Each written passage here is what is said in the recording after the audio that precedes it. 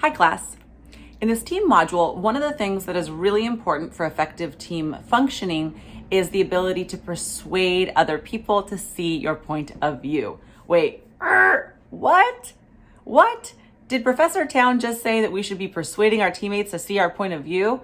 Actually, yes, when that persuasion is used for team flourishing or to achieve a larger good, a social good. When we think of persuasion, I want you to think of it like a knife, a sharp, sharp tool. A knife can be used by a surgeon to save a life, and a knife can be used by a burglar to scare the person they've broken into the house, right? Or worse. So a knife is a sharp tool. It can be used for very, very good things and very, very bad things. Persuasion is the same way. It's a very sharp tool, a very precise tool, and you can use it for very productive means, like moving through the world more effectively in order to accomplish individual and social flourishing and contribute to the social good, getting people around your vision, your mission. On the other hand, you can use it not so productively to manipulate and coerce. So it's really important that when we learn persuasion, we take an ethical framework, an ethical stance to persuasive communication. Now, that said, how do we do it? Well, Robert Cialdini, he is a psychologist and actually a professor emeritus at my alma mater, Arizona State University. And he is sort of the, I would say, grandfather of persuasive communication, persuasion research, okay? So Cialdini identified 6 different elements that can be used, communication tactics that can be used to effectively persuade another individual or group of individuals. The first one is liking. People will be more persuaded by other people who they like. And liking can show up in many forms. Liking can be that you identify a similarity between the two of you. So you comment on something you have similar, that can create liking. Physical attractiveness can create liking. That's called the halo effect. When someone sees one thing about someone and then assumes other things, positively or negatively. Liking can also be achieved by or fostered by providing another individual with an authentic compliment, not a disingenuous compliment, because people can sniff those out a mile away, but an authentic compliment can all create a sense of liking, and we are more persuaded by people that we like. The second one is reciprocity. We are more persuaded by people who have given something to us first. So if I do something for you, you will be more inclined to say yes and do something for me. So this can be in a big sense or a little sense. In a big sense, it could be I did something grandiose for you and now you might feel like you owe me. But it can also happen in just a little instant. You know, you're walking by and I say, hey, maybe I have a piece of gum in my hand, or a pack of gum, and I say, hey, here you go. Would you like a piece of gum? And I give you a piece of gum, and then a couple of minutes later, I ask you for a favor. Even though what I gave you was very, very small, like literally small and figuratively small, you would be more inclined to say yes. So that's the law of reciprocity.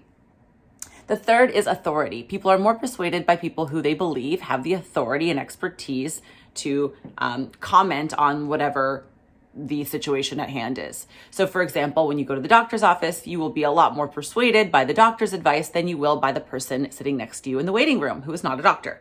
Interestingly, authority doesn't actually stay within the boundaries and confines of the context. So if you were on the street outside in New York and you were about to walk across the street and you saw that hand, that stop sign, the don't walk sign, and you saw a child starting to walk across the street, first off, you'd probably say, don't go, kid, stay, you look for the kid's parent, right? But you wouldn't likely follow the kid. If you saw the doctor that you had just seen in the doctor's office standing next to you, and they started walking, you would be more likely to walk with them, even though their expertise has nothing to do with jaywalking in New York City. It has to do with the medical profession. But because they are authority in one context, going back to this halo effect thing, we tend to see those people as authorities in other contexts, which is really interesting. So how can you cultivate authority? Well, you can talk about your experience. Say you're on your team and you have a particular experience that other people on your team don't have. Maybe you have some field industry for the company, the company that you're analyzing together. Or maybe you've done an internship in a related or adjacent field, or a nonprofit or something like that. You can share that, and through providing kind of evidence of your experience, you can illuminate and surface your own credibility and therefore increase your authority. The third one is scarcity. People are persuaded to say yes to things they think are less common. This is an interesting part of the human experience, but we want what is rare, right? That's why people wear diamonds and gold. That's why Gucci or Prada or Louis Vuitton can sell a bag made out of the same materials as, a generic brand for exponentially more money because of the fact that there's a rarity to it, right? And a kind of an elitism to it. But this is how people just kind of work in general. So if you think that there's scarcity of time, scarcity of resources, scarcity of attention from somebody, right? Then you're more willing to say yes to them or purchase their product. And so how do you cultivate that in your teams? Well, you already have a timeline for your project because it's one semester long. So if you wanted to persuade somebody through the use of the scarcity approach, you could probably highlight the finite nature of your project and talk about the scarcity of time. But there's other ways you could do it as well. All right, and I'm not saying you should go around persuading your teammates, by the way. I'm just saying that you can use your team together to practice some of these things with each other, because then you'll be able to practice them when you enter into the real world. Not that school isn't the real world, but you'll be able to practice them and hopefully gain some skill. All right, the fourth one is commitment and consistency. People in general want to appear to be rational beings, and we don't want to look like we don't have our stuff together. We don't want to look like we are inconsistent because that would make us feel irrational.